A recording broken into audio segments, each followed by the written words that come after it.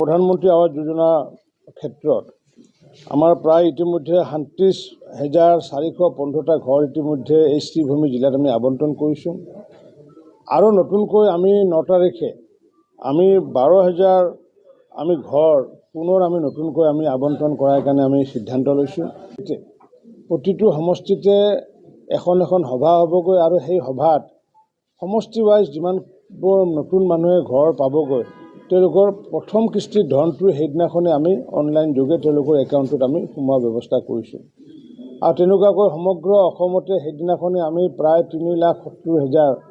নতুন বেনিফিচিয়াৰীক প্ৰধানমন্ত্ৰী আৱাস যোজনা বেনিফিচিয়াৰীক আমি টকা আবণ্টন দিম আৰু সেই ভিতৰত আমাৰ 12,000 আমাৰ শ্ৰীভূমিৰ মানুহে লাভ কৰিব। অৰ্থাৎ পূৰ্বৰ যি আমাৰ 37,000